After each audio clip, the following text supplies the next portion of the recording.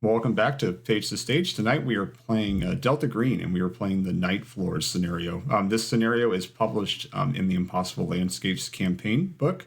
It is the very first scenario in that campaign, and we're just going to jump right into it. So we have our Delta Green agents. They each come from various walks of life, but all of them have received an invitation in one form or another to meet up in New York City.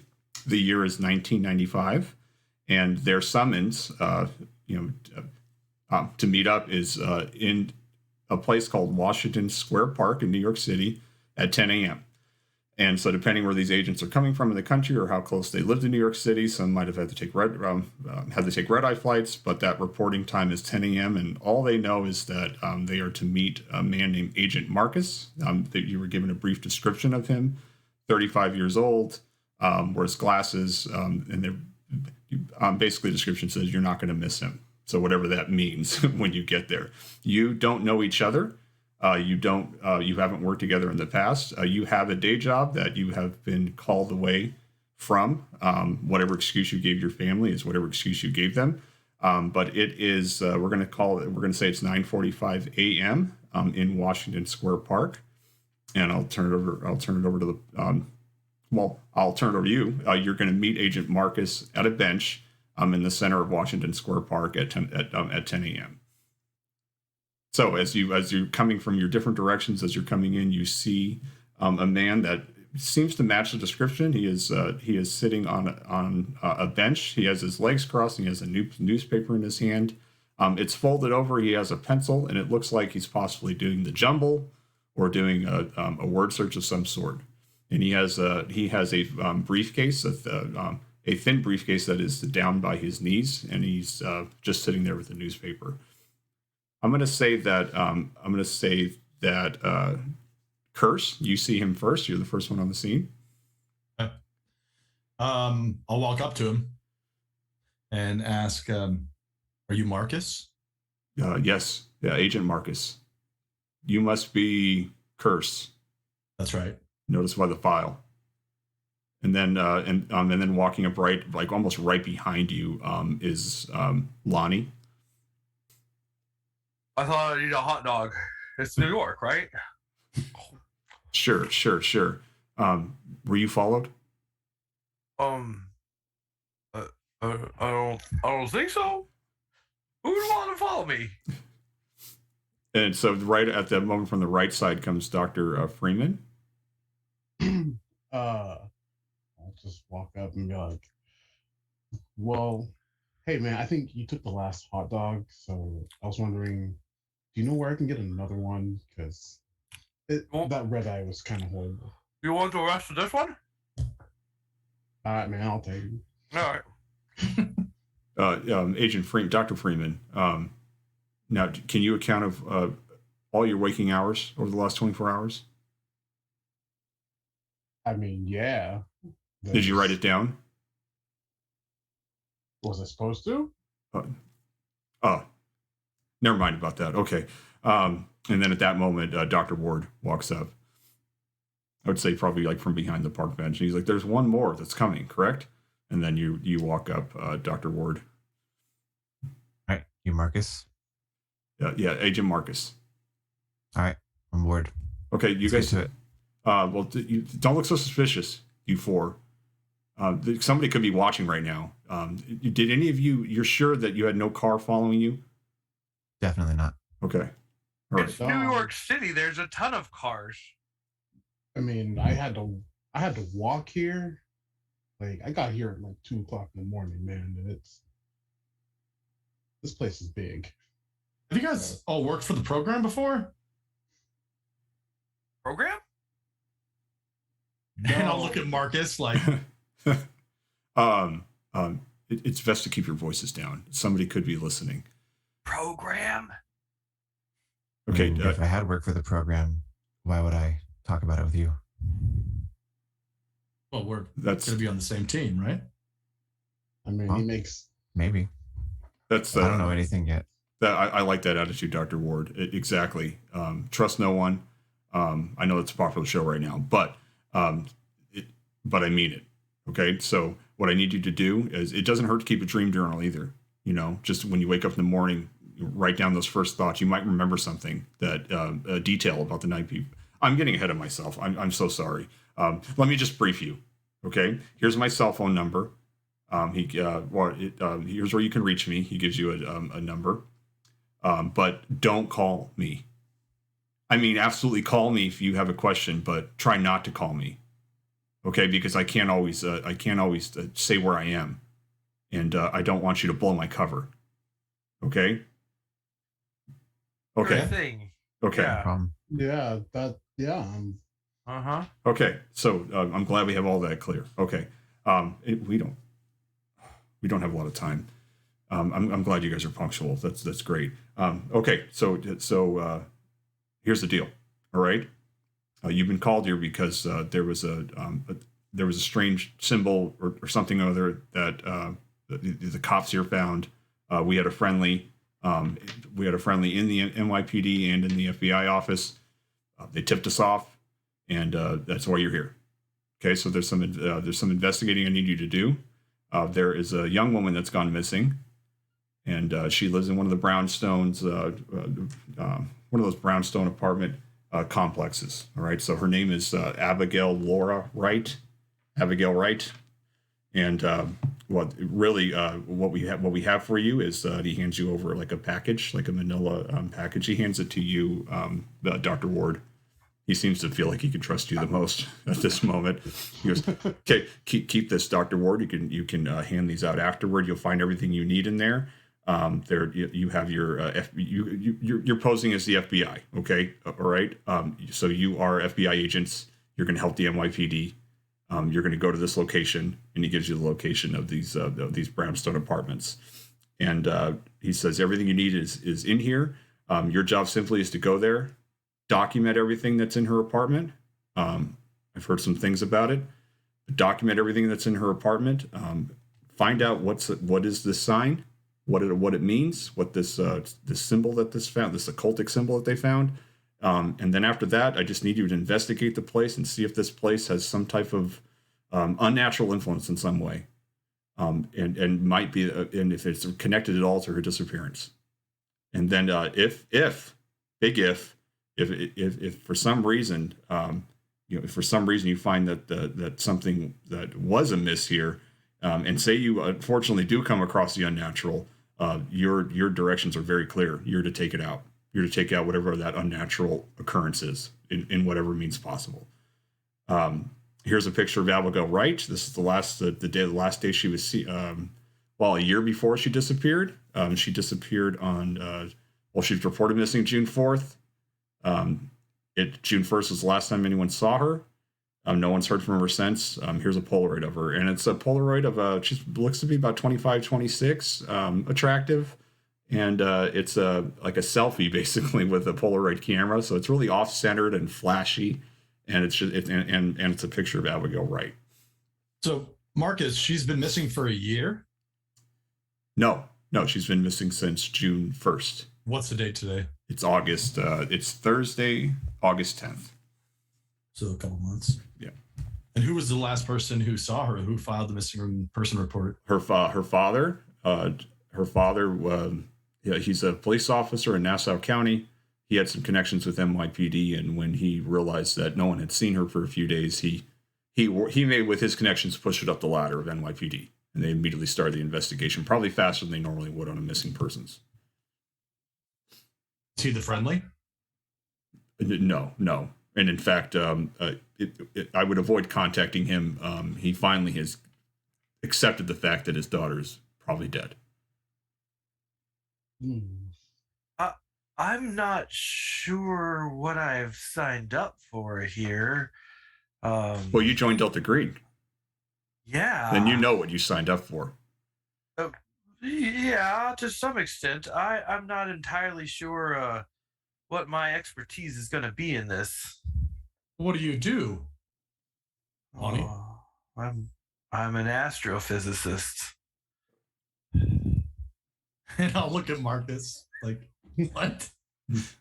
Yeah, I have been assured that you have been selected because your skill sets will work well together. In this case, and that you can get the job done. All right. Well, I'll do what I can. That's not the attitude. Someone's going to watch Dr. Ward. You're going to have to watch him. Yeah, see if we can keep him away from the hot dogs and check out the case. Thank you. The building is called the McAllister Building. Here is a key to the building. Yes, it gives you a key, and it's stamped on there. It's the keys to the building, and it's to the Wright's apartment, and it says on there, "Do not duplicate." So we're gonna duplicate it, right? Do you have any? Do you have any questions? Man, this is heavy. Do you have? I'm a little concerned. You guys know what you signed up for, correct? Well, yeah, man. Yeah, it's my first case. I mean, it's just They said, "Oh bit my heavy, God. man. Oh, I knew Bit that. heavy. Someone on the inside sent me a newbie. I swear to God, someone's watching. Okay, just, hey, man. just don't We're get gonna be followed. all right. Okay. Don't We're get gonna be all right, followed. man. We're gonna be all Oh, right. I can handle that. So he takes a quick look at his watch. Any questions? I got to get going. No, man. We'll call you if we need you. Wait, we're just documenting? Documenting. That is kind of your cover for the FBI. Everyone there is going to think you're an FBI agent. You're sent in as the analyst to document, and you need to document the whole apartment. That's part of the cover. Okay. Like Okay. it's who I'm here. Okay. And again, if you need to call me, you have my number. I'm not sure if I'll be around, but you have it. And you're going to meet NYPD detective. I can never pronounce these names right. Guardana, something of that nature. You're going to meet him in the apartment. All right, sweet. We'll meet Mr. Gordana there. That's a name, man. That's 11 a.m. He should be there. Oh, gee, we gotta go. Get moving. Glad you ate a hot dog. All right, I'll see you. Thank you.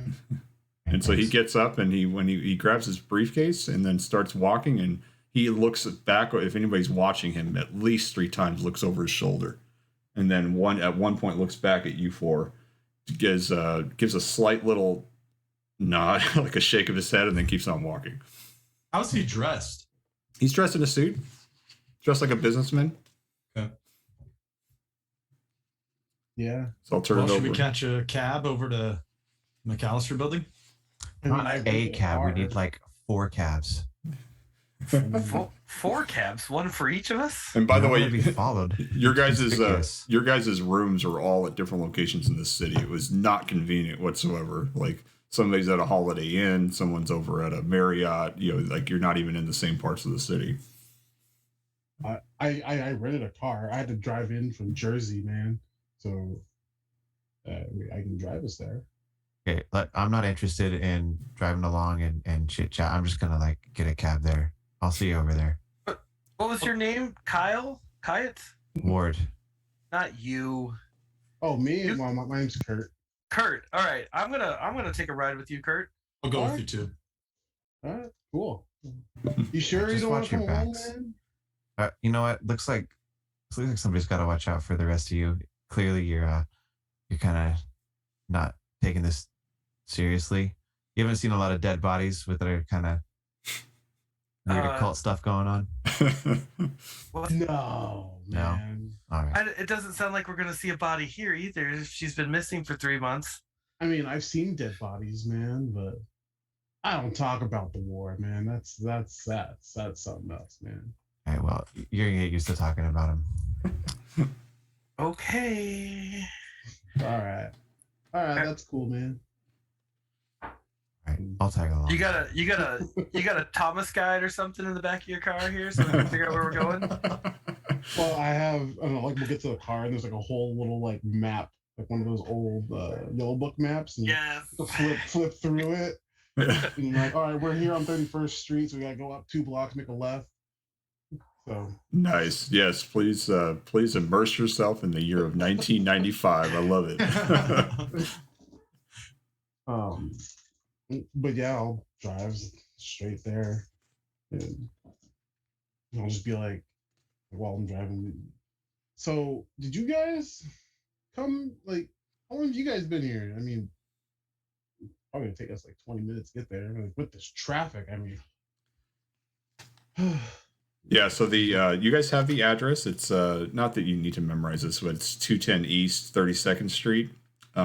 It's not terribly far away from the park. I'm not pulling up a map of Washington Square Park and finding exactly where that is at, but it'll take you.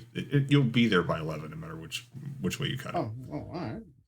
Jeez. Well, yeah, well, I'll just drive straight there, find a good parking spot outside, and like right before we get in, right before we get out, just be like, so we're all FBI agents, right? Did you all end up going together? Yeah. Did you guys talk in Ward to go with you? Yeah, he went with us. Yeah. Okay. He said he had to look out for us or something. Okay, gotcha. So what are you guys doctors of exactly? Oh, I'm a therapist, man. Well, psychotherapist, but that's a whole different story.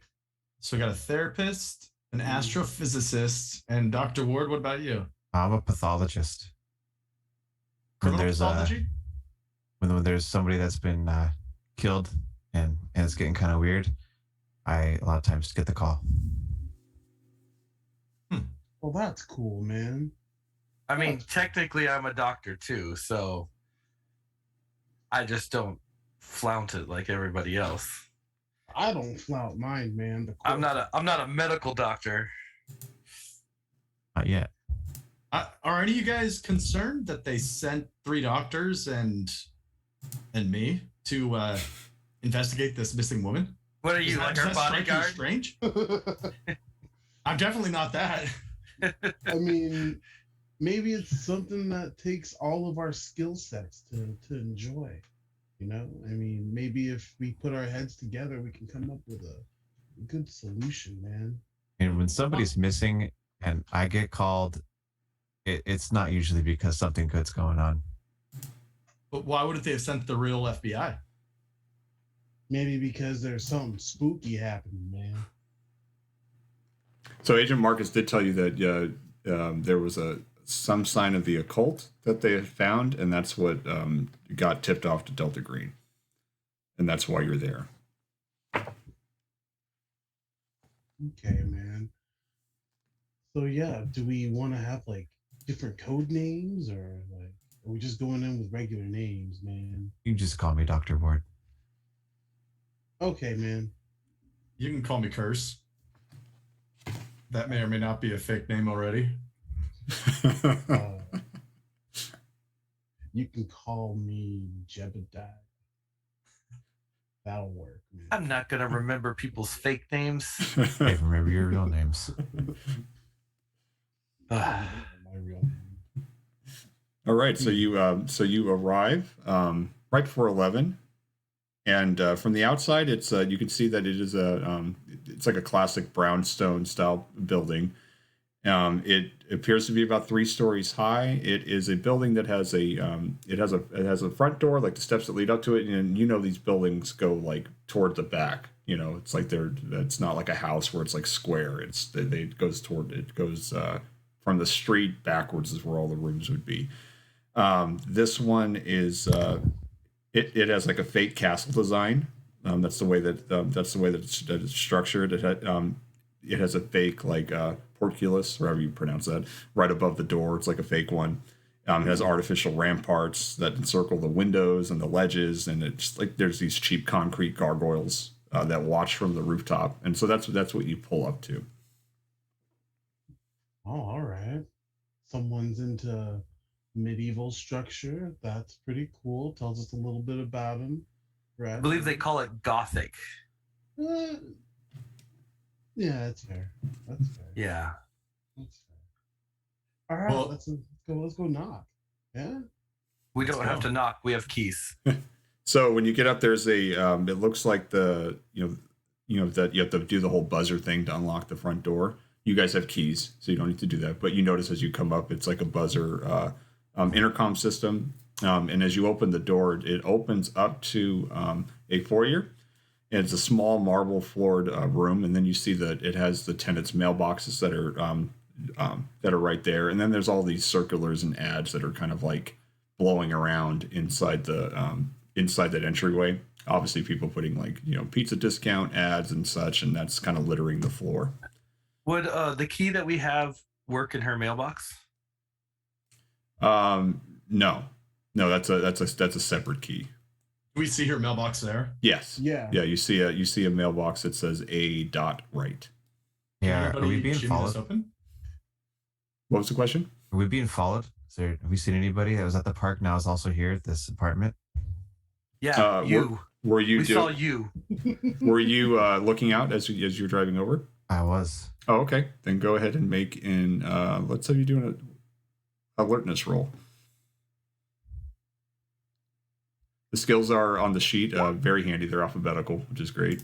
Failure. So you actually you got a failure, 26. So you didn't fail by much. I would say that I'm not sure if you've been in New York City before or not, but like unless you're from an urban area that is lots of traffic everywhere, you're a little disoriented with how many cars, how many, I guess, avenues there is to watch, and so you're not certain, Dr. Ward. And I don't know if that gives you some uneasiness that you can't be certain you weren't followed. You feel like maybe you weren't, but you're not. You can't be 100% certain. Can I have a point of order? If you fail, you're supposed to click the thing next to the failure, because then the next time you play, you're adding on to it. Like you learn from your failure. Yes. Yeah. So that's what that little check mark box is next to your skill. Awesome. Thanks, Adam. No problem. I was reading. I read this time, not last time. Nice. Do I notice that Ward is like looking behind us and being sus in general? That would be up to Ward on how obvious that looks. There, where Agent Marcus was very obviously paranoid. I don't know how that manifests for Dr. Ward. Yeah, I'm not subtle about it. Okay. So I would ask you, did you see anybody following us? I don't think so. I can't be sure. I'm in a big city, and it's kind of crowded. It is New York City. That's true. All right, you guys are standing. You guys are standing in the entryway, and you know, well, I guess you wouldn't know, but there's on this floor. You can see down the floor there is there's probably about 4 apartments that are on each floor, because even as you look down the hallway, you can see door on one side, door across the hallway. There's a stairwell that's in the center, and then beyond the stairwell, there's 2 more doors. But the door nearest you, that's on to your left, which would be the apartment that would be the front of the building. So that when you walked up to the brownstone, you see, set of windows, because the building's 3 stories high.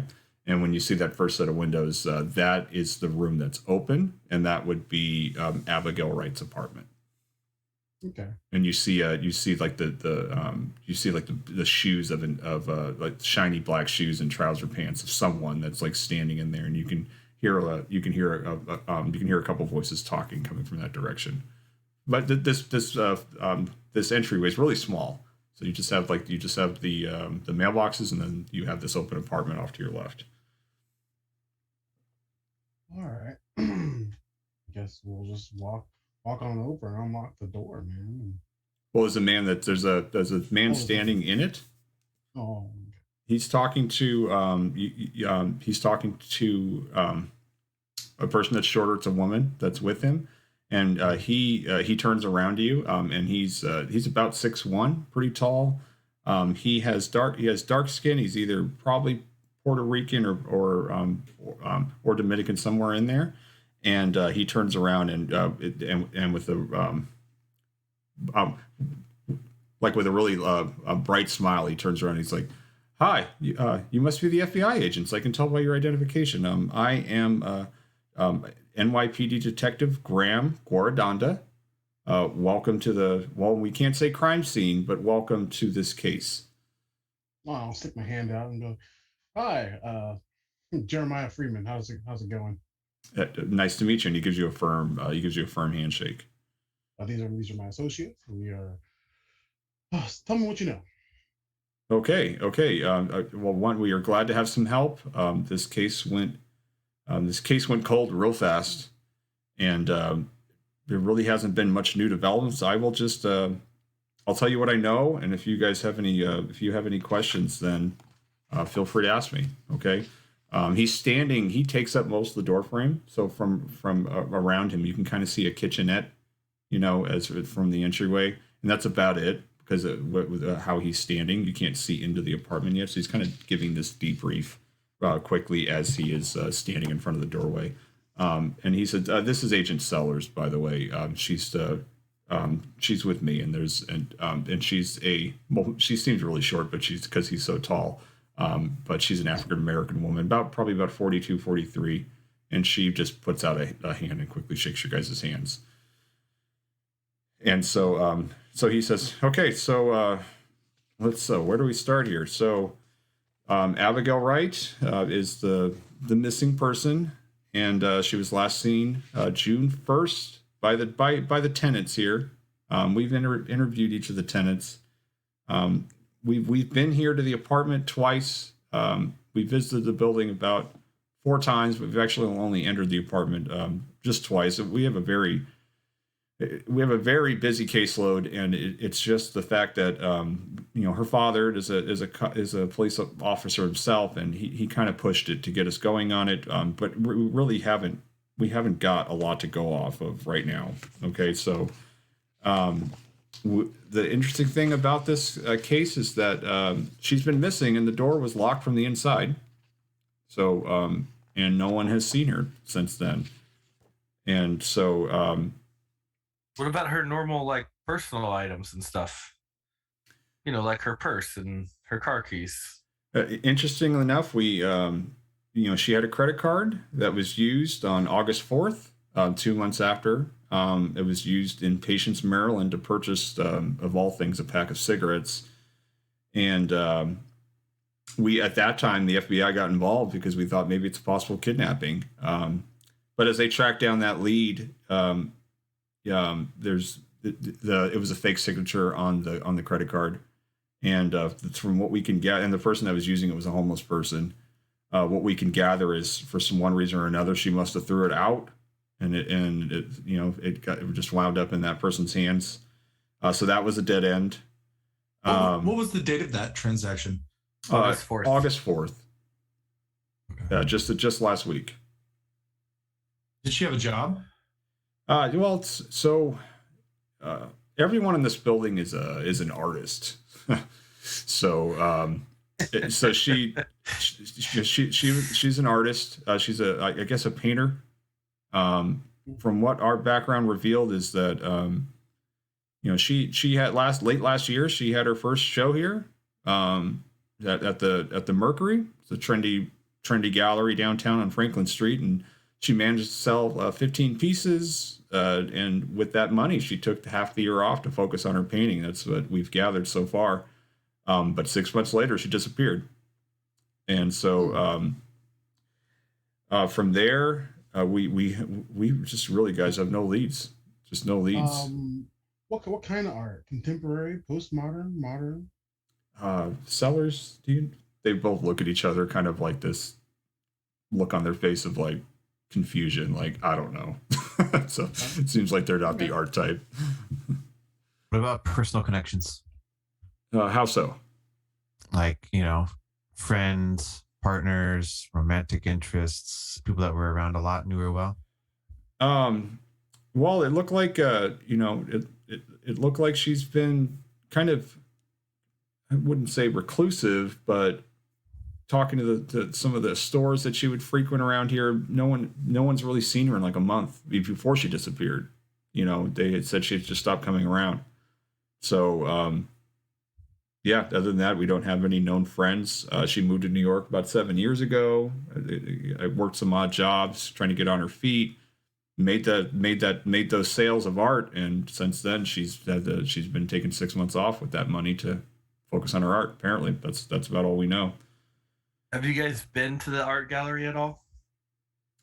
The art gallery that she sold that at? Yeah, the Mercury. I think Sellers, did you? And then Sellers goes, we ran it by, nothing. In fact, it was 6 months ago that she was there. So she took 6 months off from this gallery? She sold 15 pieces at that gallery, made quite a bit of money, and decided she'd take half a year off so she can focus on creating more art. So take half a year off of what? Working, doing any type of work but art. All right. So do we know where she worked? We don't. Sellers, and then Sellers checks the notebook and says it looks like she was had some odd jobs, like a part-time waitress, part-time filer for some office. Her employment history seems pretty scant. Like it's she holds a job for 3 or 4 months, gets another job, maybe goes unemployed for a month and gets back on a job. You said she took 6 months off. Where's her art? Where's the art she was making in that 6 months? Well, maybe it's time to show you the apartment. Okay.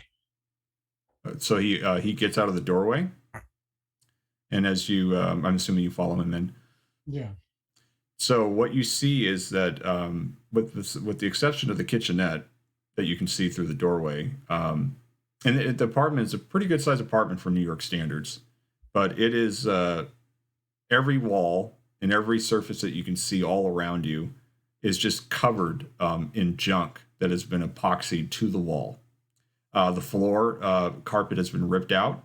And Gordana says that they ripped it out, just to see if there's anything under it. So it's just plain concrete on the floor, and then all sorts of just random items are glued to the wall with full bond epoxy. And so as you just quickly see, as you're looking around the room, there's sets of dentures, partial dentures. There's a 1940s style wheelchair that's just in pieces that are stuck to the wall.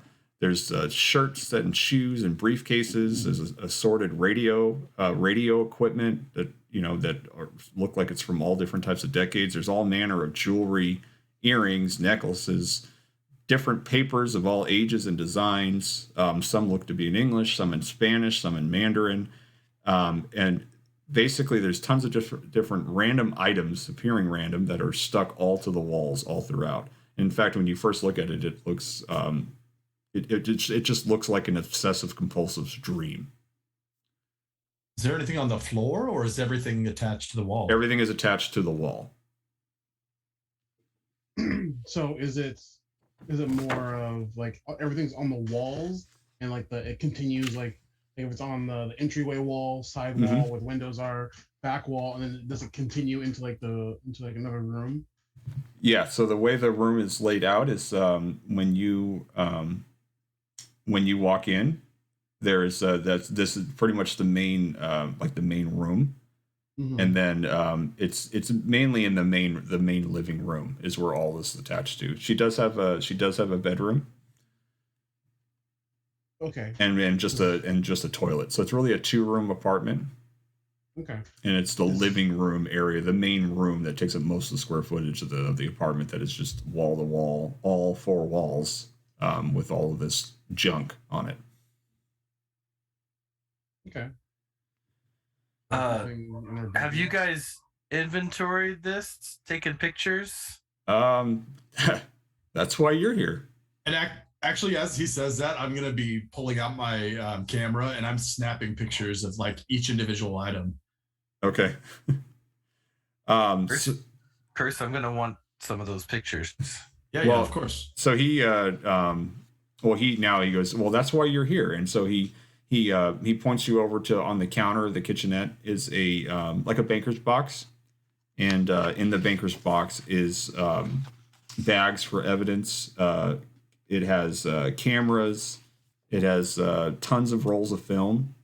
It's basically everything that you need to do the cataloging job of an FBI agent that's cataloging this scene. Okay. But honestly, gentlemen, I'm eager to let the feds do their job. We've been beating our head over this for a couple months now, and hopefully you find something amidst all of this. Yeah. I don't know. I've never seen anything like this shit, guys. I'm just being honest. I'm glad you're here, and I'm willing to help you in any way that I can. Well, we appreciate it, and I'll stick my hand out and give you a firm handshake. And if you want to do me one favor, go ahead and give me a copy of your notes if possible. Just what you got. Certainly. Sellers, you have and she pulls out kind of like a mimeograph. Something, to hand to you. That's the notes. I appreciate it. Thank you, Miss Sellers. Is there a bedroom too, or is it just a studio? No, there's a bedroom. There's a bedroom. Okay. Yeah. Okay. Same thing in the bedroom. All Like right. stuff attached to the wall. It not as much in the bedroom. It kind of spills into the bedroom, but it looks like Okay. she did most of her work right out there. The bed is there's no sheets on it, no pillow, nothing, just a bare mattress. Okay. Is it on the floor? The mattress is on the floor? Or no? No, it's just on it's on a box spring, but that's on the floor. So it's a box Okay. spring and a mattress, and that's it. No headboard, nothing like that. Detective, do you have any theories about how she left the apartment? We heard that it was locked from the inside. Yeah, that's surprising. We aren't certain about that. I mean, I guess you can lock it and then try to close it, but these old doors are a little sticky like that. We aren't certain how she did that. I mean, maybe she climbed out the window, but the window we looked at the window. There's nothing, no tampering of it, no evidence of a break-in. The window was locked as well. Okay. So the box that he gives you just says evidence FBI White Plains, Wright A 10 August 95. It's like the date, that you guys are starting this. It has 4 Polaroid cameras and 100 packs of film. And so it basically allows you to take 800 photographs. So all the photographs that you would need. So there's latex gloves, evidence bags, stickers, sealing tape, as well as a manifest list so that you can make a list of what's in the box. What's in the box? Well, I will let you get to it. All right, thank you. Do you have any questions about anything? Any other questions about the building? You didn't ask, but the building's owned by Art Life. I don't know if you've heard of it. It's a nonprofit. They purchase buildings like these to do low-cost rent to artists. Oh, actually, I do have one question. Did you ever get in touch with the person who owns the art gallery? No, we did not. That Sellers, and then she's the one that speaks up again about the art gallery. She goes, it was a dead end because she'd only visited there once for the show 6 months ago and has since then not come back because she's been focusing on her art. Okay. Sellers, you FBI? No, I'm NYPD. NYPD through and through. Well, Great. Well, we won't keep you any longer. We know how to get a hold of you. Yes, you do. Yes, you do. Yeah. And I turn this over to you. Have a good day. You too. Thank you. And so, so Detective Guardanda and Agent Sellers, or Detective Sellers, I should say, walk out. And then they get in their car and they zoom off. I'll be the one to close the door. So, like, when I close the door, is it like one of those old doors where you have to lift up a little bit and then put some weight into it to close it? Or is it one of those that just kind of like slides and closes? I mean, it closes. It closes. It's not one that it's not like old and decrepit or anything. You don't have to lift off the door off the hinge to close it. But it's a pretty solidly constructed door. Okay.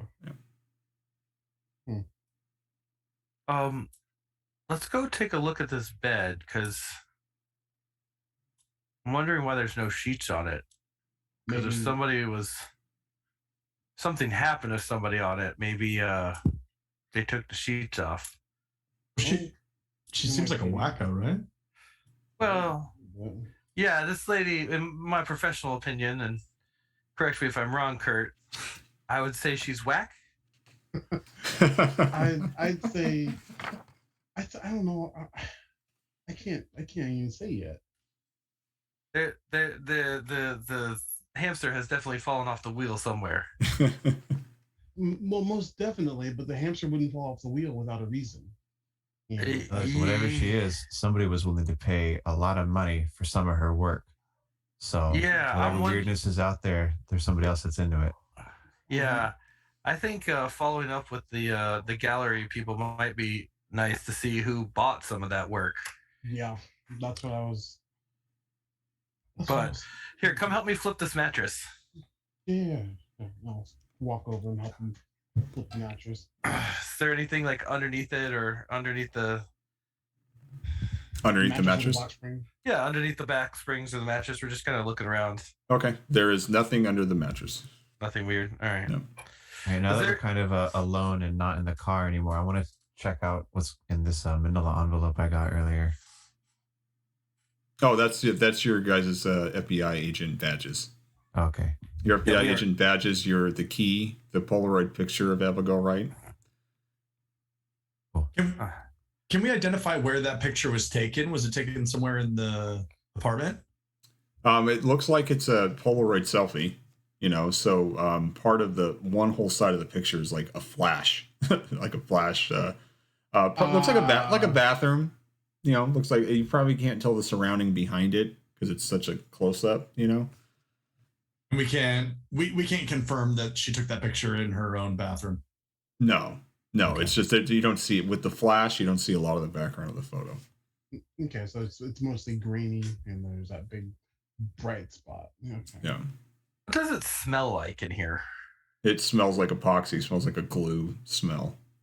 What does her bedroom smell like? Wow, that's a weird question. I never thought I'd Wow. Like a bit of the same because the door is open and it's presumably been open for a couple months, and so it's just wafting in there. It doesn't smell like anything. Are there any other exits in the house? Like there's not a back door, or there's just windows? Yeah, just the window. That's just the window that's looking right to the. In fact, if you peer out of it, you can probably see your car. I'm gonna go back into the kitchen or the main area. Okay. And I'm gonna stand at like I'm gonna try and find a spot where I can see the majority of the room. Okay.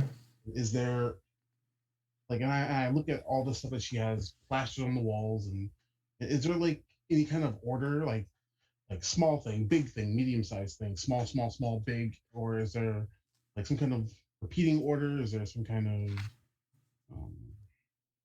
So you're looking to see if there's some type of pattern to it? yeah, some kind of pattern or sequence? There we go. That's what I was looking for. So there's no pattern to it. Like when you're looking at it, it doesn't feel like she's organized things in like some type of like known pattern that you can see from it. It would take you time to start searching through it just to see what's there.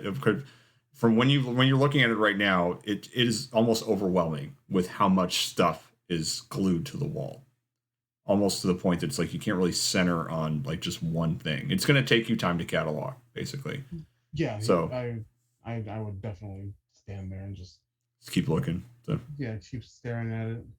Okay. The answer's here. Yeah. I'll check and see if we can tell what was the most recent addition. Right? Is any of the epoxy more fresh or more aged? Okay. Well, let's do this then. Let's and you guys can all make this roll. You can either do a bureaucracy roll or an intelligence ×5 roll. This is just so you can kind of get a feeling of how long it's going to take to really give this the look that you're trying to do. You're looking for patterns. You're looking for, is there certain spots that are, more aged than others? All of that. So. When you say intelligence ×5, what do you mean? So take your intelligence score. I think if you, I don't have mine filled out here, but you can do the ×5 rolling. So if you look next to your stat on your character sheet, right next to it says the ×5. So if you just roll somebody try it. If you roll your intelligence, I think it does the ×5 automatically. Okay. But go ahead. Okay. Yeah. So it's either intelligence ×5 or bureaucracy? Yeah. Okay. I'll just do bureaucracy. That's mine. We've all failed. There's a fumbles. success intelligence roll. No, that was the test. Oh, Yeah, I was just playing with it. Yeah. All right. So it's fitting that Dr. Freeman's the one that made it. So Dr. Freeman, you just know in your past work, kind of how long kind of things take. And as you're looking at this, looking for a pattern, trying to get a feel of what the whole room looks like, it looks like if there's 4 of you doing it, that this is going to take you probably between 2 to 3 days of 8-hour days of the 4 of you going through this room to really get an idea of the questions that you've already raised. Is there a pattern? Is there any item that stands out? Is there something that's newer than something else? It's going to take you about that long to do that job of the FBI that you've been hired to do, that you've been assigned to do. Okay. So this is a Thursday, so it's going to take you into the weekend to do this. Okay. So what does the rest of the room look like? Like, I know there's stuff like glued to the wall, but is it messy other than that? Like, is there furniture? There's no furniture. No furniture.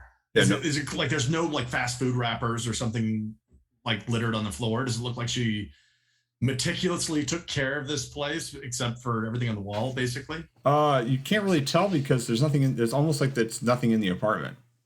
You know, so I mean, it doesn't look like it's been cleaned in a while. I mean, it's been vacant for almost 3 months now, 2 to 3 months. You know. Can I go look in her pantry and refrigerator and stuff? Sure. I was just about to say that. You beat me to it. Yeah. So in her refrigerator, you see that there is food in there, like tortillas.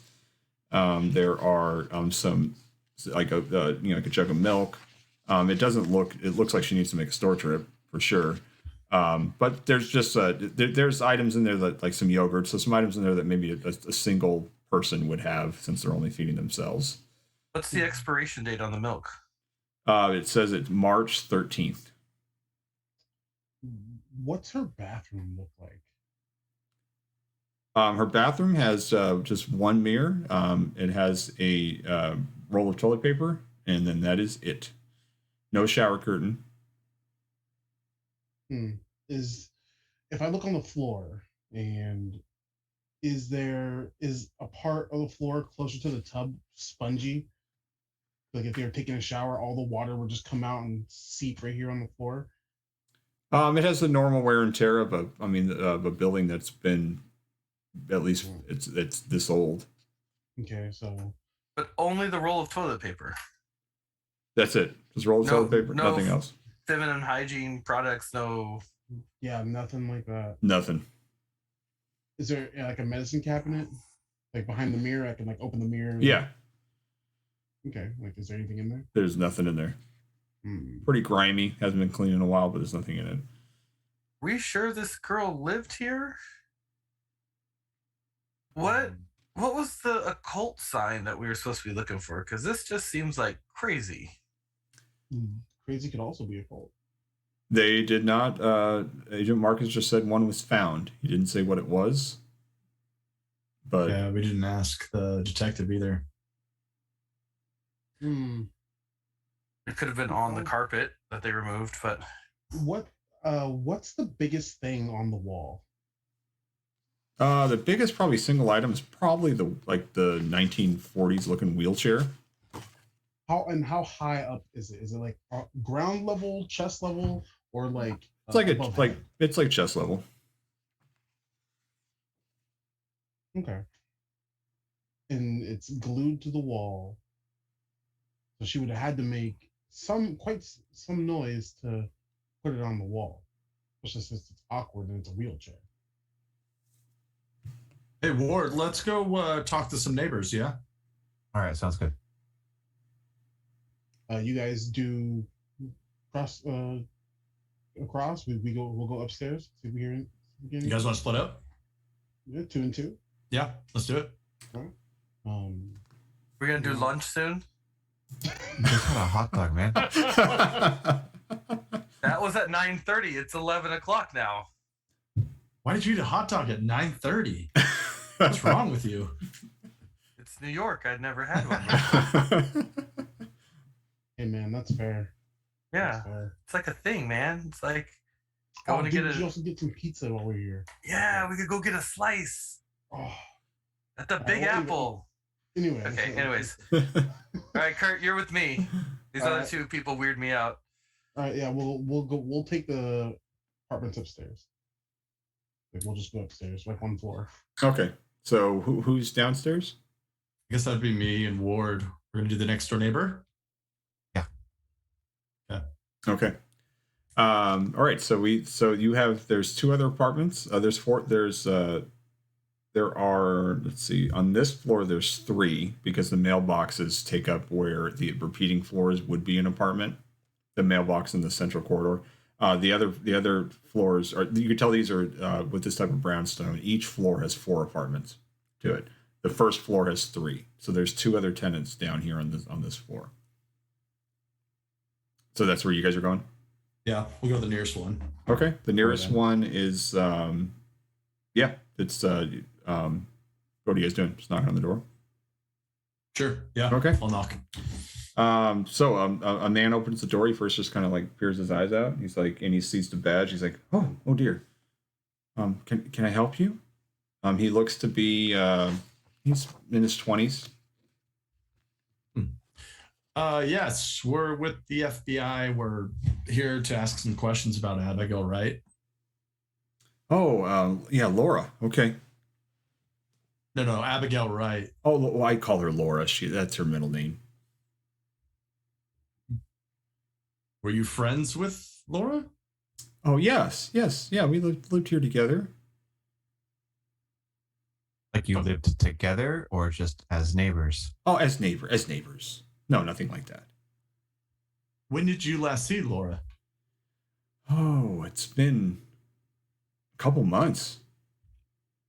Well, yeah, she's been missing. So when was the last time you saw her? Do you recall? Just she probably was going into her apartment late May, and then a few days later, the cops were here.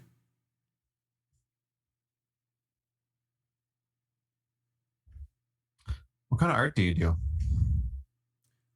Mainly landscapes, experimental art. Yeah. You guys want to come in? You know, stand here in the hallway. Sure. Sure, yeah. Okay. So his apartment's pretty austere. It almost looks like a like the like a hotel suite in an apartment. That's what it looks like. Yeah, so that's just what you look. It doesn't look like homey at all. Can I trouble you for a cup of coffee? Sure. Or tea or whatever you have. Water, if nothing else. Yeah, sure. And he goes over and it just goes over to the sink. So have you seen Abby's apartment? Do you know what her latest art project was? No, I don't. Was she working on something? Apparently, she hasn't been working for the last few months, working on an art project. Yeah.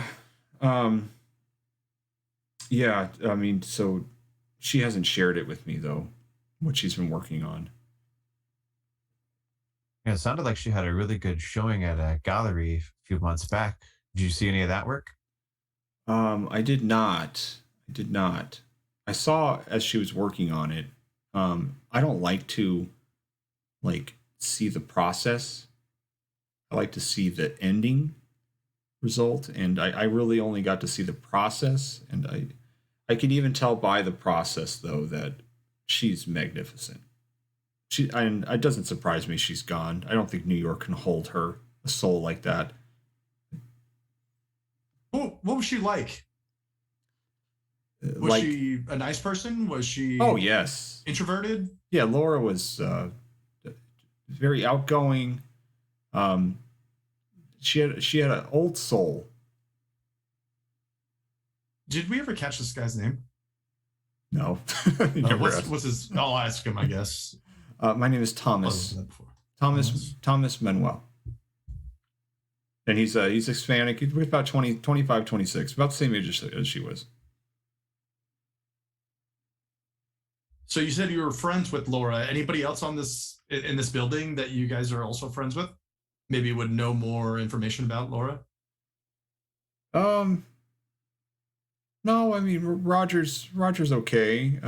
Michelle is, well, she's Michelle. But nobody else was friends with her? Well, Lewis, there's only besides Abby, there's only four of us. Five total. Well, now that Abby's gone, four of us, four tenants. And you didn't hear anything strange, nothing coming from her apartment, no visitors? No. So what was it about her process that, stuck out to you? Well, have you studied art? Oh, a little bit. Okay, it's just she just had a vision. It's a thing you can't teach an artist. And that's what she had. And it's just she was a visionary. Well, I say was because everyone says she's disappeared, but I think she's still very much alive. So she is a visionary. Are you saying that based off of? Well, he hasn't seen her apartment the way it currently is, right? No, that's what he's told you. I'm gonna have a little aside with Curse. So, you think we should invite him over to take a look at her process and see if he can give us any tips, any clues? Maybe that's a good idea. Yeah. All right, let's invite him over. You're inviting him over to. Yeah, So, Thomas, you would want to come by next door and check out Laura's apartment and see if you can, just share some of your thoughts as an artist on what her most recent work was. I don't know how. I don't know if I feel comfortable with that. That's her home. She could be coming back. I wouldn't want to tell Laura that I saw her work in progress. What kind of art did she produce? Well, I believe I answered that. It was very visionary. Well, sure, but like, was it landscapes? Was it portraits? What were her subjects? Probably more landscapes, more scenery from her own imagination, fantasy, somewhat. I've lost those details because every time I looked at one of her pieces, she said something special. There was just you could tell it was her. You know what I mean? You could tell it was her. You mind sharing any of your pieces with us? I'd love to see some of your experimental landscapes. Yeah, I've been, as you say that, you notice that around the room, there's no art supplies. There's no easel set up, and actually, what's your human intelligence? Your human, both of you. 10. I have a 60. 60. Okay, so you notice. I gotta get your guys' names down. Curse. You notice that he doesn't have any visual art supplies in there, but he seems to have a lot of stereo equipment, and it looks to be very high quality. So, Thomas, I'm an archivist, and this looks like some pretty fancy recording equipment you have here. Yes. You also notice, because you said you're a 60. Yeah. That you notice that he doesn't have any books, magazines, no cassettes, no compact discs, none of that is anywhere in sight, anyways. Well, Thomas, do you want to come with us and check out Abigail's apartment? I don't. I would feel uncomfortable. Okay. I guess maybe we'll come back, Dr. Ward. Yes, Yeah. I may be here. I may not. I work in the basement. The night manager often lets me in, and maybe if I'm not here, that's probably where I'll be. You work in the basement? Yeah. So the basement of these buildings is only accessible from the outside. You have the front steps going up, and then if you go down to the end of the brownstone, there's steps that go down to a basement. And he told you that the night manager at nighttime lets him into the basement. So the basement is where you have your work then, Thomas? Yeah. Would you mind showing us your workshop? Right now? Yeah, right now sounds good. Okay. Let me just find and he kind of pats his, let me just find the key. And so he goes and grabs the key. So, and at that moment, we'll go to that next. We'll go to the other two of you. So you guys are going to the next floor. That is Dr. Freeman and do you just go by Lonnie then? Adam, your character just goes by Lonnie? Yes, Lonnie. Lonnie, okay. Because he's Native American, right? Yeah. That's short for, what's that short for? Longbow. Longbow, okay. So you guys were headed upstairs, you said, right? Yeah. Okay. And I would like to go to the apartment that's directly above hers. Directly above hers, okay. Yeah. Knock on the door. Okay, so as you get up to this one, do you guys look at the four apartments, like the four doors? Yeah, so I'm guessing it's like the stairs come up and then there's apartment on the right, apartment on the left, and then it goes down. And there's two more behind, right? Yeah, so when you walk the stairs are in the center of the building, and so when Yeah. you get to any floor, you have two apartments that are on your left and two apartments that are on your right. One they face each other basically, so it's one on each side of the hallway. Okay, quick question. So the two apartments on the right, are their doors like basically next to each other, or are they like Across the hall? They're across the hall from each other. Yeah. Okay. So okay.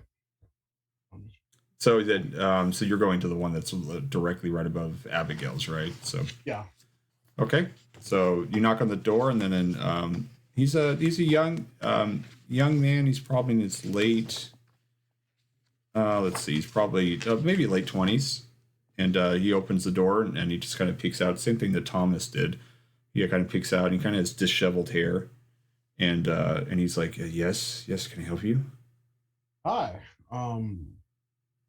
My name is Jebediah Freeman, and this is my associate. We are currently looking into the disappearance of a young woman who lived below you. I'm wondering if you had time for answer a couple of questions. Sure. Yeah, come on in. Oh, thank you.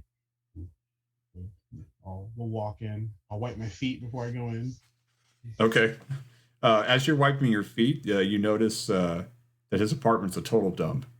So as you're wiping your feet, you're being courteous, but you almost have that feeling of like, I don't know if I need to wipe my feet in this place. So this apartment right from the entryway, you can tell it's littered with grease-stained pizza boxes. There's paint containers. There's dirty clothing. From here, you can see the sink, that the garbage is under the sink, but it's strewing out all over the kitchen. And then he just kind of scratches his head. He's like, "Yeah, sorry about the mess." Oh, hey, don't even worry about it, man. It's all right. It's all right. My dorm was worse than this in college. And he's kind of scratches his head, and I would say that you have the thought that your dorm was not worse than this in college. So, well, that was just the said making. Yeah, no, I know. So how can I help you? So we are currently. Well, quick question: how are you with your neighbors? I don't really talk to them much. I kind of keep to myself. Oh, okay. And what was your name? My name's Lewis Post. I'm an illustrator. Oh, okay. Well, pleasure to meet you, Lewis. You may have seen my work. Oh. I illustrate for like Dark Horse sometimes, and also like I'm trying to get to Marvel, but they haven't called me back. But yeah, I'm an illustrator. Okay, cool. Oh, wow. So quick question, Lewis. Have you had any troubles with your downstairs neighbor? Down to what, Manuel? No.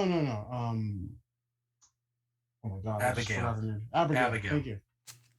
Oh, Abigail. No, I haven't seen her much. No.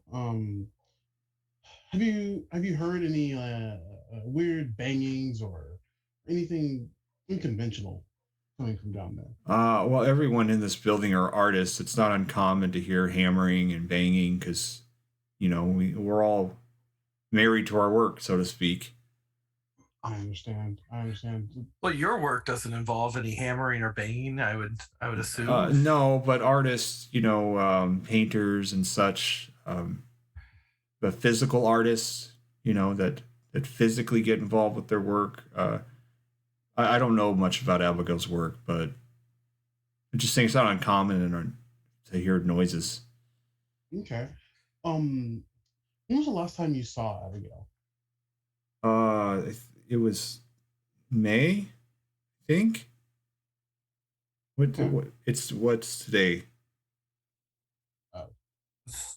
We're in August. Okay. It was in May. Yeah. May. Okay. Do you remember seeing her come home, seeing her, hearing her arrive home? Anything of that nature? No, I didn't even know she was missing till the NYPD said something about it. So How long have you lived here? about a year. Yeah. Yeah. And are you? How did you find out about this place? Art Life. Art Life. I was looking for a place to stay, and Art Life. They've been good to me. This doesn't cost me much. What? Oh, that's good. How did you find out about them? I was at a show, and then Miss LaChance was there. Represents Art Life. She's the manager. We struck up conversation. I said I do illustrations, and she said what kind of illustrations, and I showed her some of my portfolio, and then she said, would you like a chance to focus on your work without paying all the New York City's high costs? And I said absolutely, and that's what I did, and I don't regret it. You have any knowledge of how they managed to do that? They're a nonprofit. They buy buildings and rent them out to up and coming artists. You gotta have money to buy a building. No, they're an organization. That's what they do. They have All right. money, I'm sure. It's kind of, I'm sure this place was bustling when they first bought it, but there's not that many of us here now. Yeah. Mm. But where did the rest of them go? They just moved out. I don't think they're trying to fill the rooms, though. Yeah. Yeah, I don't think it doesn't seem like they're trying to get more tenants. I don't know. I don't know their plans. Does anybody live on the third floor? On the third floor? Yeah. No one lives on the third floor. So and anybody else live on the second floor? Oh yeah. What's the author? The Van Fitz somebody. She's a woman. Okay. She lives on this floor. You Alright. mentioned LaChase. Miss LaChase, was that correct? Yeah, and then there's 1, 2, 3. Yeah, just her. Okay. But Miss LaChase, yes, she's the manager, Art Life. Okay. Do you have her contact information? Sure. And he kind of goes and finds her card and gives it to you. All right. Perfect. I'll take Who took the notes from? I think it was. I think Jonathan did it. Took the notes from Detective Guardana. Or, Yeah, he's got the manila envelope. that was the one from Agent Marcus. But you also gave. You asked for like a summary of the NYPD's notes, Yeah. and so you have that as well. Oh, that's right. And you mentioned an art show. Did anyone else from here take their work to this art show, or was this like a random art show? I don't know. I don't go to those. I go to illustrators don't have those types of shows. We do a lot of freelance work. But you did say that you met Miss LaChase at an art show, and I'm just trying to connect some threads in other places. Why do you think that someone at the shows did something to her? That I'm not at liberty to say. I guess it's your job to be suspicious. I understand.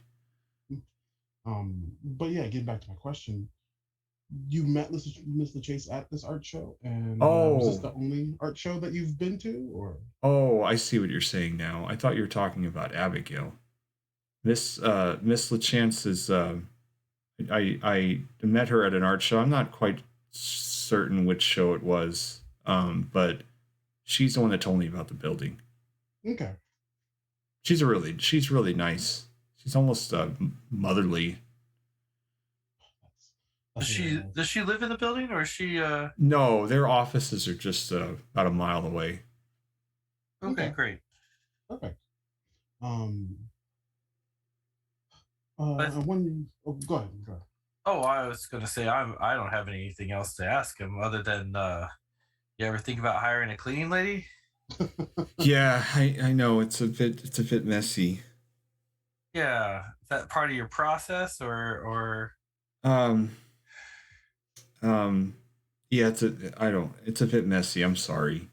I'm really sorry. You don't have to be sorry. I just there's we could do stuff out there. There's a dumpster outside. Oh, you want to help me clean it? No, I don't want to help you clean up, but you know, Okay. you can hire people. Okay, I'll look into it. Okay. Yeah, that's about all we got for you. And we'll start to leave, and I'll turn around and be like, actually, one last thing. What, Very Columbo. I like it. with you see someone else. Go for it. One About more Abigail. thing. About Abigail. And again, this might be beating on the same drum, but have you heard from her or seen anybody go in and out of her place in No, Washington?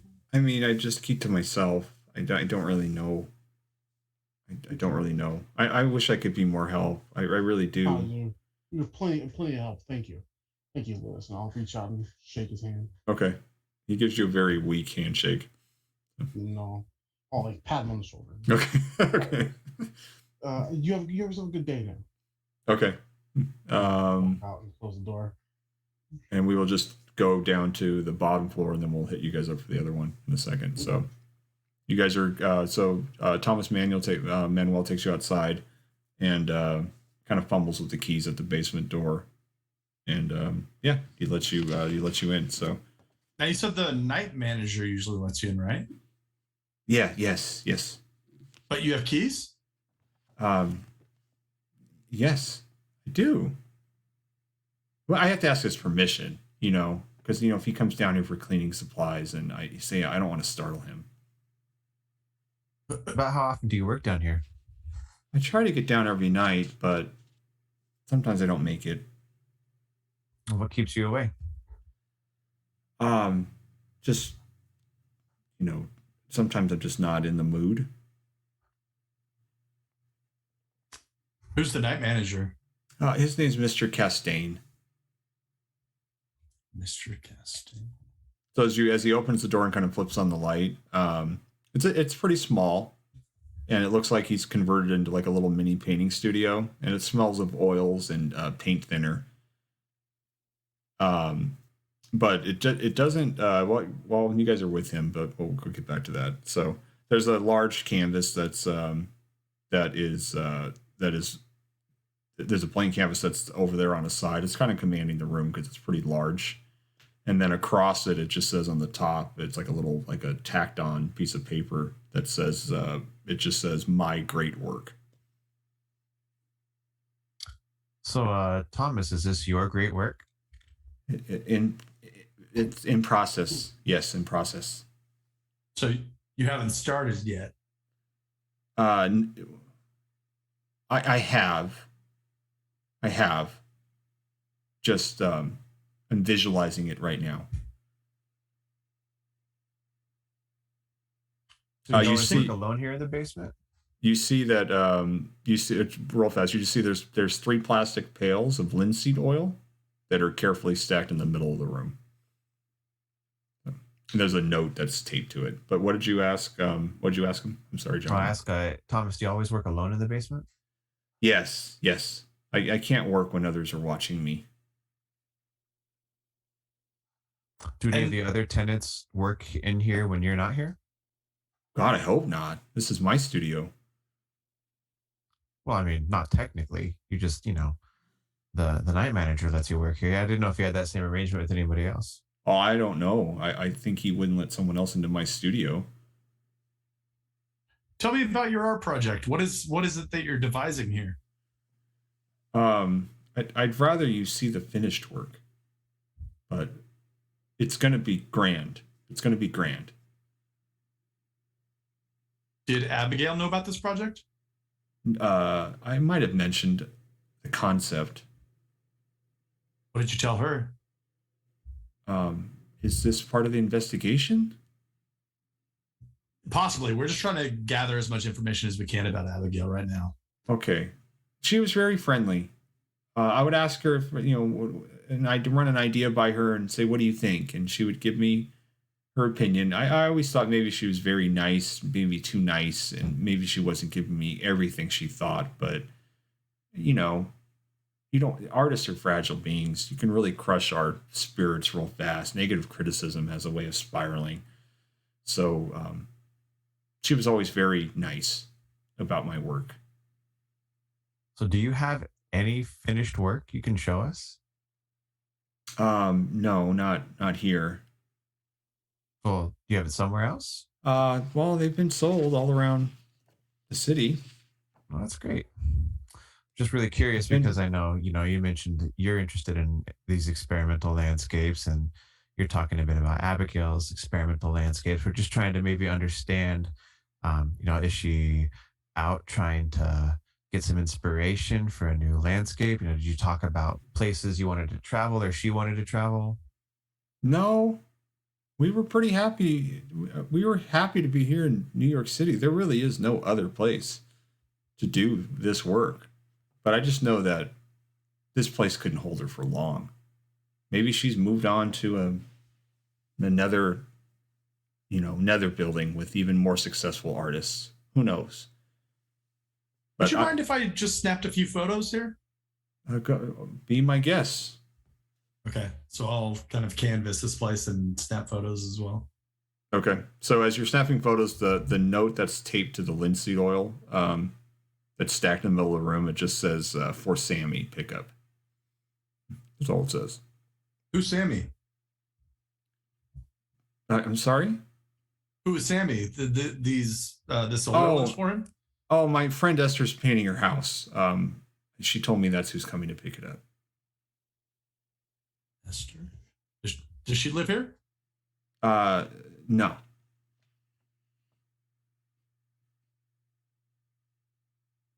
Well, this is a very interesting gallery you have here, Thomas. Thank you. This is just where I can find peace and quiet. So, how did you get connected to Art Life?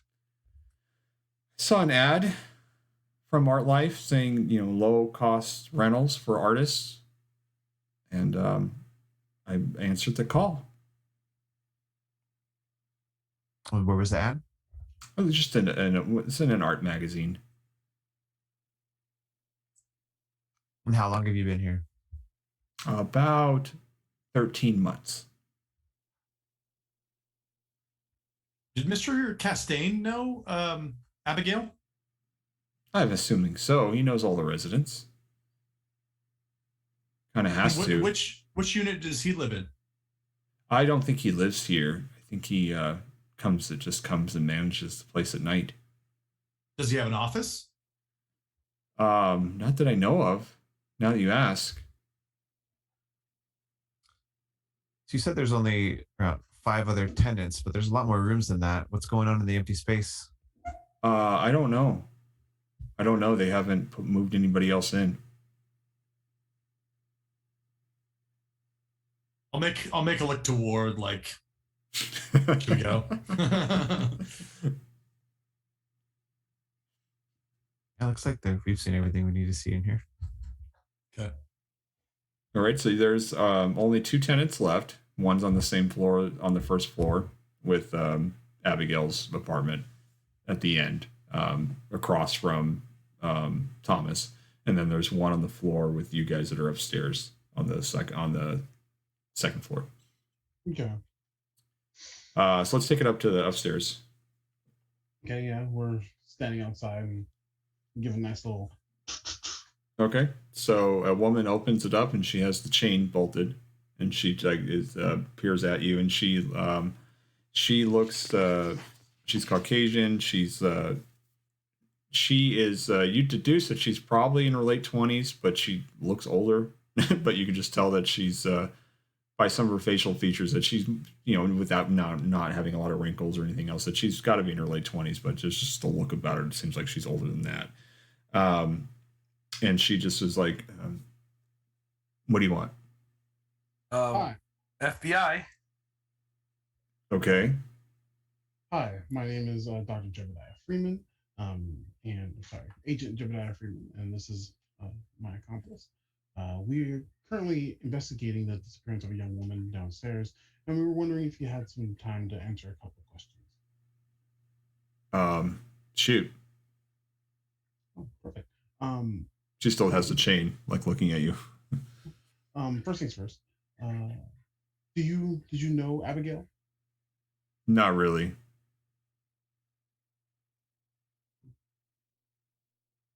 Okay. Is there any way you could possibly open the door, ma'am? Am I a suspect? Ma'am, we're just trying to get something. When one of your neighbors goes missing, and we just try to talk to everybody. Oh, fine, but I'm not making you coffee. And you hear her, I'm not making you coffee as she shuts the doors. Then she opens up you hear her undo the bolt, and she is standing there, and she's like, "Okay, come on in." That's fine. I don't drink coffee, so we're all good on that. Oh, thank you. So as you walk in, she is. There are, she has a few bookshelves that are along the walls, and she has. There's one corner has like an old beaten futon, and that's about it in the apartment as far as what you can see in the living room. Okay. Well, thank you for inviting us in. Again, we just have a few questions, and we'll be out of your hair. First things first. What is your name? My name is Michelle Van Fitz. Van Fitz. Okay. Van Fitz. Oh, Van Fitz. Van Fitz. Okay. Be sure to jot that down accordingly. Well, Miss Van Fitz, just a few questions. What kind of art do you do? I'm not an artist. I'm an author. Art. Writing is a form of art, is it not? Literature is the supreme art. Ooh. Then you are, in fact, an artist. I'm a feminist. That's different.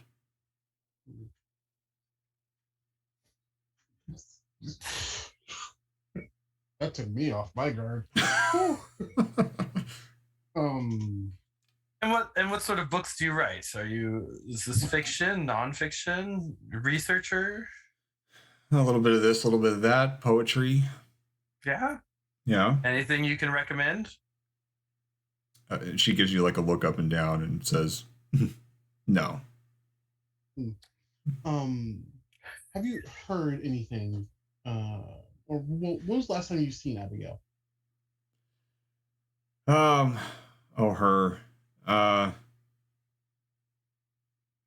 What's this? August? Probably May. May? Yeah, Okay. May. Do you remember what you saw her doing? Do you remember what she was doing? She was going into her apartment. Okay. Was she carrying anything? Was she paint a picture with words? Oh, use my words. Mm-hmm. A man asking me to use my words. Okay. I came in. I don't remember the date.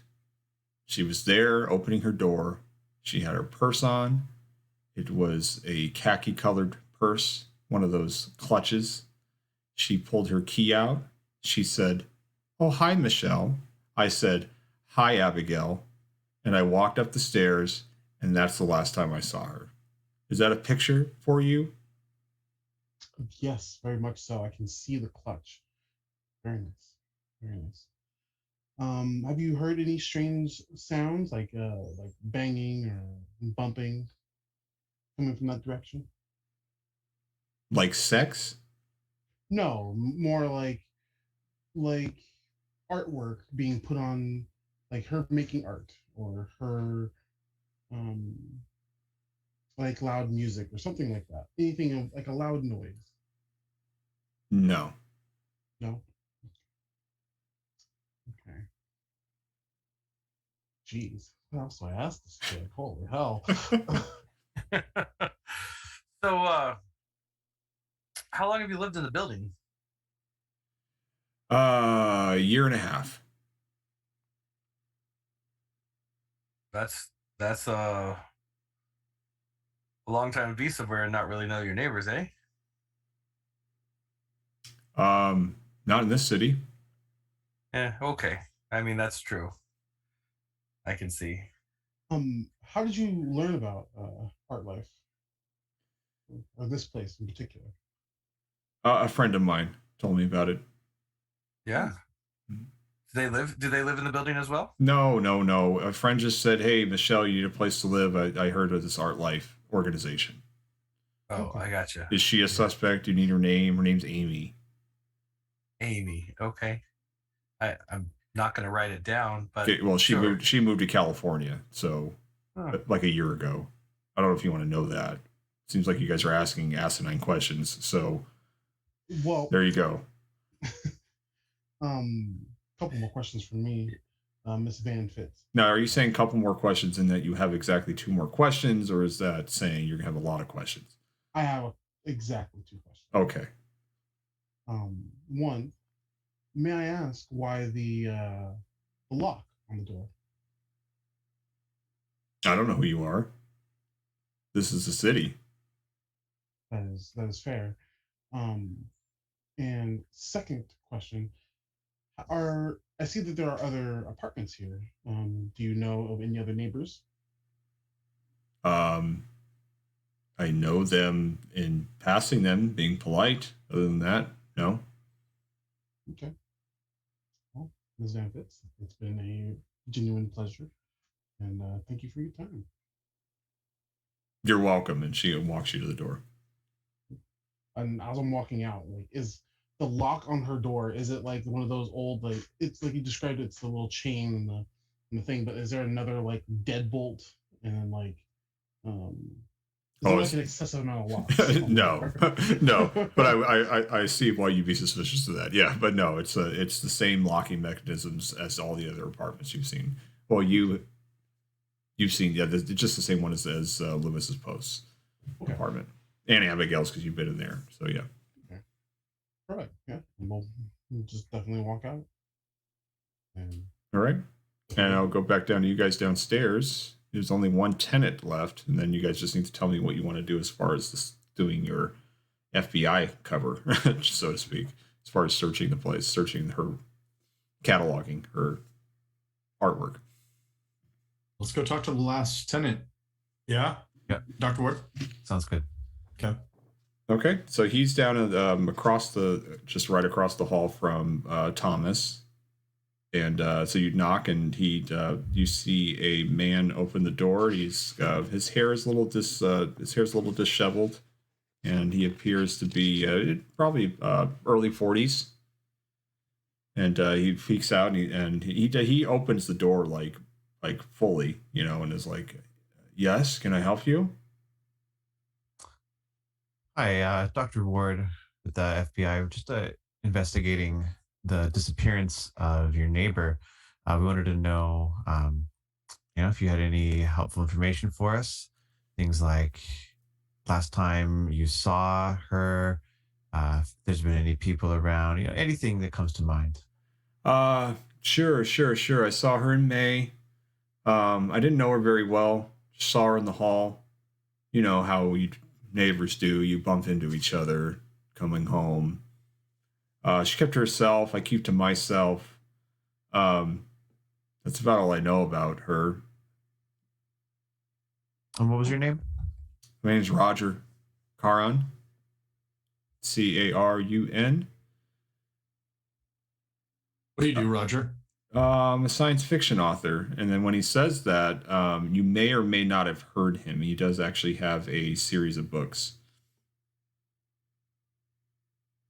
So if any of you in your background are a reader or like science fiction, you might have heard of him. Well, that would be my character, but he's not down there. Yeah, okay. I have a 60 in creative writing. Would that grant me familiarity with him? Yeah, because you even probably experimenting in creative writing or doing classes in your undergrad or whatever, you might have come across. He has a series of books called Night Sea. Oh, okay. I've read the Night Sea. Oh, you have? I think the first one. Yeah. Oh, well, Interesting. Come on in. You don't have to stand in the hall. Oh, thanks. His apartment is kind of an extension of what he looks like. So you could he has like scuffed up loafers. He has a sweater that doesn't match his trousers. His hair is kind of like, kind of askew and homely looking. And that's kind of like how his apartment looks. It's like there's been an attempt at making order. but all the furniture just seems kind of kitschy and old, and so that's pretty much what the furniture looks like. And then he has a work desk over on the far side that has an aged word processor. So this is 1995. So think of what the word processor would look like in, say, maybe 1988 or 87, and that's what he has over there in the corner. So I'm getting my old like Amiga Commodore vibes, I'm thinking like a Yeah. trash 80 or something. Yeah, I was thinking Brother. Do you guys remember those word processors? Oh yeah, totally. Brother? yeah, and he has a printer that's there that has like a dot matrix printer, one of those. So Oh wow. So you said you didn't know Abby very well. yeah, I mean, just in passing, you live in a building and you pass each other. That's about it. I'm usually here to write. So You familiar with any of her work? what work did she do again? She was she's an artist, painter, right? But no, I never saw her work. Any loud parties or anything? We heard that she was friends with the other artist, the other painter. Mr. Emmanuel? Thomas. Yeah. Nothing crazy. Never heard her loud. I mean, artists, I don't know if I don't know if you're new to New York City, but artists tend to go to parties, events, gatherings. They don't often have it at their home because we don't like to really mix work and work and pleasure. So nobody in this apartment really. I mean, you're all kind of recluses, right? Well, he kind of scratches his head. He's like, yeah, I guess. I mean, when you gotta meet a deadline, I have to be a recluse. I have to get those words in. How'd you get connected with the building? Well, my agent, she said, why don't you move over here to this neighborhood, and the rent's cheap anyways. You can focus on finishing your book. And how long you been here? Just about 5 months. Have you met the night manager, Mr. Castaigne? I haven't met him, heard of him. Haven't needed him. And you're not friends with anybody else here in this building? I mean, no. I mean, my agent, Carmen, she just said, you need a quiet place to work, Roger. You need to get this book done. So I'm going to put you up here. And that's what I did. Been here about 5-6 months. What's your agent's name? Carmen something? Carmen Wagner.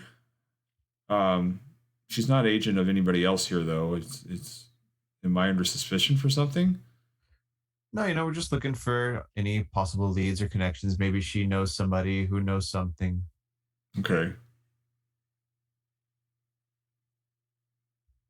All right, Mr. Karen. Well, Dr. Ward, anything else? No, I'm good here. Okay. We'll be in contact with you if we need any more information. Certainly. Thanks for your time. Thank you. Thank you. All right. You guys have met all the tenants. Guess we'll reconvene. Yeah, go back to the Abby's apartment. Mm-hmm. Yeah. And then we'll share our results. Yep. Cool. So we'll kind of fast forward here with the sharing of the results. Like you guys share your results with each other to compare notes. What I need to know now is what your next steps are, and then also how are you planning on searching this the walls. That's your cataloging it is the assignment that you're on, as well as trying to just try to find if there's anything suspect in this building. So turning over, you guys talk to figure it out. What do you guys want to do with that? It's going to take time to search. So what we're going to do here, I'm going to kind of do like 80s movie montage type thing, like you guys like taking pictures, and we're going to make a couple rolls, and depending on how many of you and how long you're doing it, how many days you're doing it. But while you're searching, there's other people you could be interviewing or doing as well. So just kind of you guys talk and let me know that. And if you guys want some names of people, you guys can refer to the NYPD kind of notes that they gave you and I can kind of flesh out some stuff with those notes as well. Nice. I would like to start. Like, is there? I'm guessing there wouldn't be like a dead set start point, like where it starts on the wall. But if anything, I would like to start at like the smallest point. Like if there's a point low to the ground, I'd like to start there and then work my way through. Okay. Cataloging everything. You know, that's. I'd like to set up a like a camera feed if I can. So I would set up like a few different cameras around the room and just like leave it running. Okay. Like a video camera or what? Yeah. Okay. For what Is that purpose? possible? For what Oh, purpose? that's a good idea. I mean, I think just kind of logging the room. I mean, instead of looking at each individual item, if I set up 3 cameras and just kind of Okay. let it run for a few hours. All right. What about you, Tim? What are you looking for with those cameras? Like, it's not going to move. Well, Like, wouldn't a Polaroid be just as fine? do you want to Polaroid each individual item? Or you can Polaroid the wall from back and then Polaroid as you go, I guess. I think the cameras would be would be good because if we're going through it and cataloging everything and searching through everything, we can refer back to the cameras because like we can take pictures all day long, but the pictures aren't going to tell us something. We can refer to the cameras and talk to the camera as a way of like a visual notes. And Well, if we start digitizing it, I mean, one of the things I do on the radio's telescope is look for patterns and pictures. That's like we looked at the data, and so like if we can get positions and relative sizes, we could probably at least see if there's some sort of connection. But I mean, I'm still looking at this like the lady's crazy. I haven't seen anything that makes me think otherwise. We might be going a little overkill to try to find meaning in psychosis. Well, they told us to catalog everything. That was part of our assignment. Part of your assignment. Yeah. Part of your assignment Yeah. is to catalog what's on the walls. I understand. I'm just saying, like, but the psychosis, there's always a meaning in psychosis. There's always a constant, is what I'm trying to say. And even if she did suffer from psychosis here, as we can plainly see, there's still going to be some through line that she's getting at. Like, think of if she's an artist, right? And she has some kind of mental break, she's going to refer back to her artist background. And all of this, as a painter, means something. So that's as far as I've gotten so far. What do you guys make of the neighbors? Now that we've shared all of our interactions. Personally, I think this art life is a little gives me the heebie-jeebies talking about art life. You know? Yeah.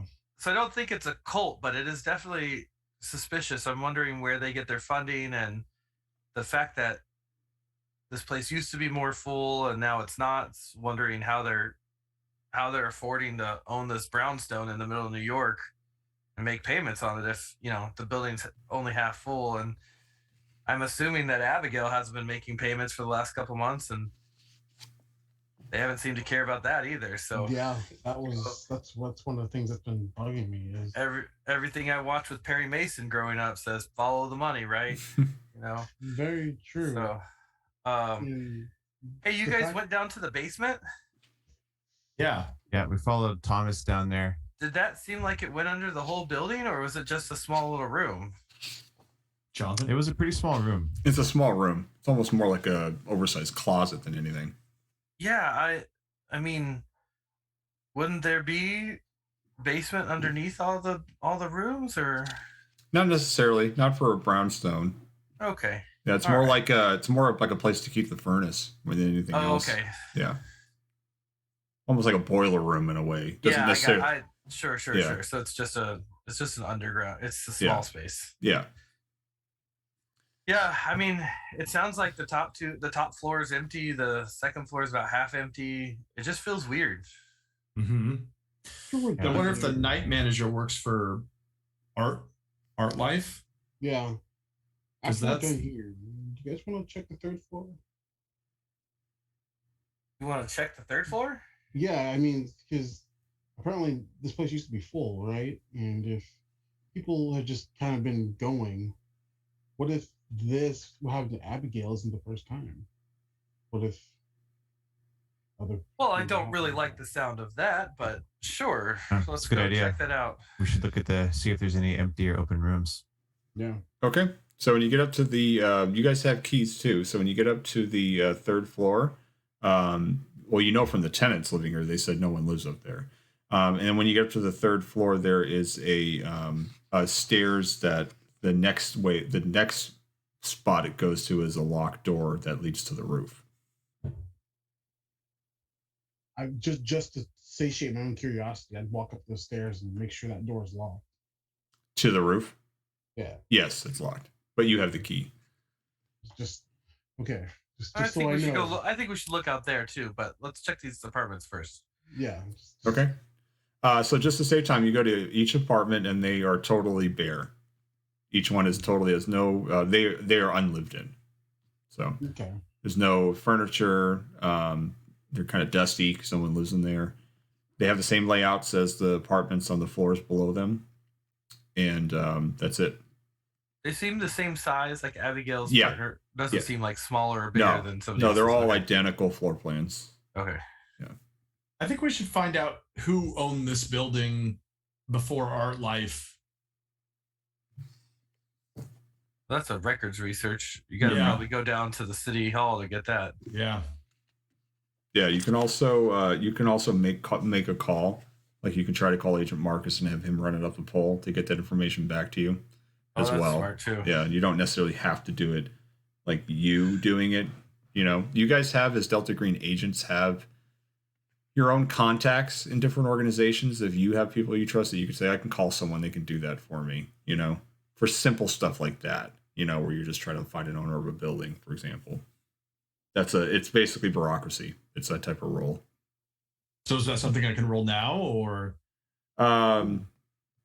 Yeah, it'd be more like who do you want to call, or who are you trying to go to city records yourself, you know?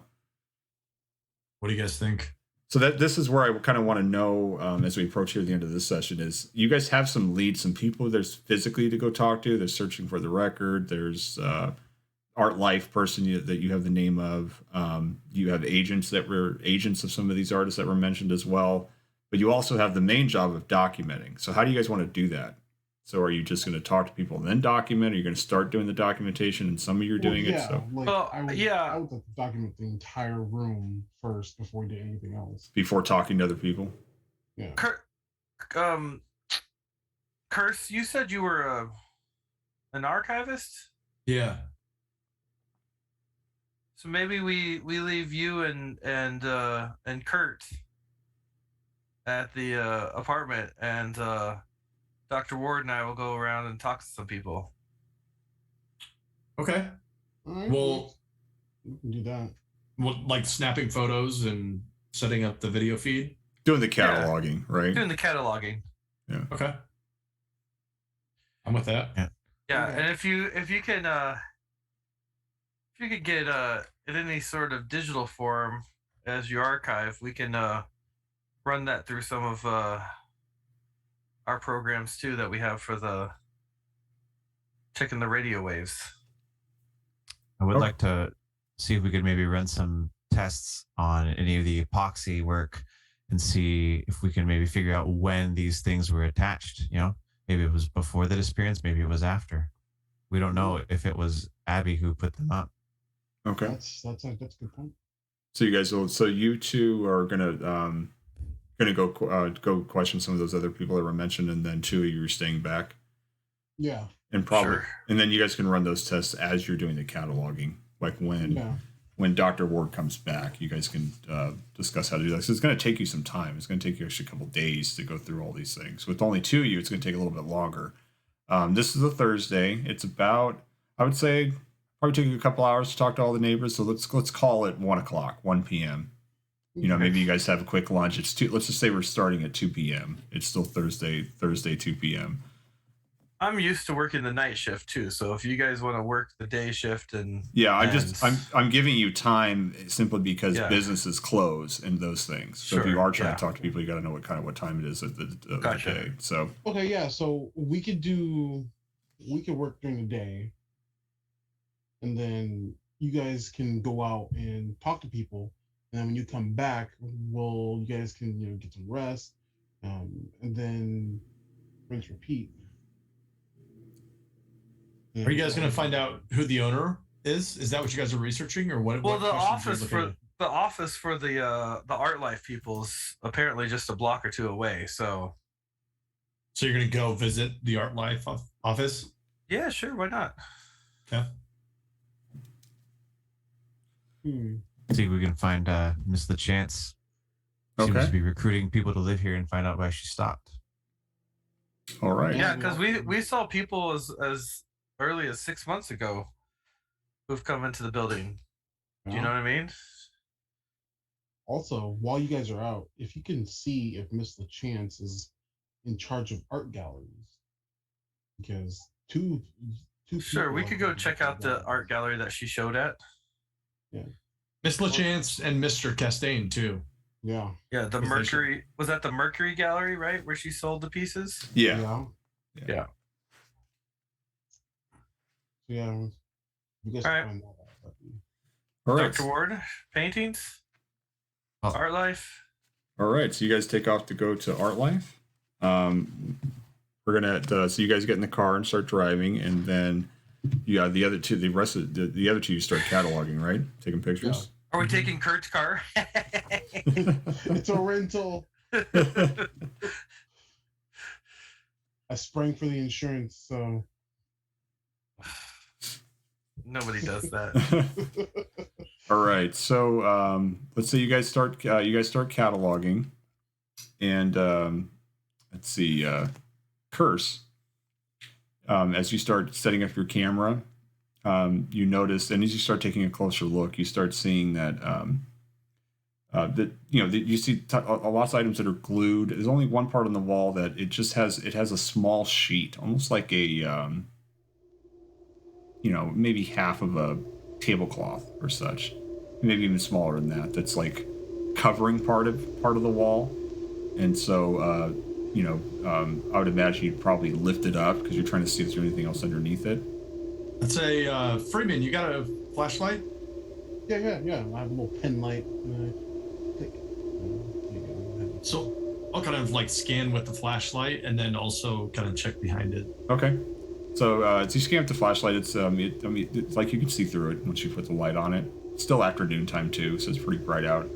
And when you look under it, though, you see this symbol. I'll show this to you guys on Roll20. Okay, does that appear to you guys? Yeah. Yep. Okay, so and then Curse, when you see this, you have this. Well, immediately, first off, go ahead and make a sanity check. Do I see it too, or is he... No, he's in front of it right now, so you don't see it yet. I made it. You made it. Okay, so you don't lose any sanity. So when you see this symbol, whatever it is, you have an overwhelming feeling of that you need to share this. You need to share this symbol. Freeman, come over here. Yeah. Look at this. I'll point to the symbol on the wall. I'll look at it. And then Freeman, when you walk over to Curse, Curse turns his head, and this is without you even being able to control it. Curse, he looks at you, Freeman. You two look at each other, and he goes, "Have you seen the yellow sign?" And go ahead and roll a sanity check. And then Curse, you don't even realize you said it. Sanity. So I just click on where it says sanity points? Yeah. I'm very glad we got out of there. Yeah, for real. All right, so you both made it. and then when you when you check out the thing, you turn as well over to Curse and you say, "Yes, I have. Have you seen the yellow sign?" And then you both say that to each other back and forth, and then you snap out of it, and you are now looking at this sign, and then you're also you're looking at the rest of the walls around you. But you, Curse, you have shared, but now, Dr. Freeman, you feel an overwhelming urge that you need to share this with others. Curse already knows, but you need to share it with others. And that's where we'll end it tonight. So thank you guys for playing, and we will pick this up next time as we continue on discovering what happened to Abigail Wright and what will our agents find out. So thank you for joining us, and have a good night. Bye, everybody. Bye. Bye.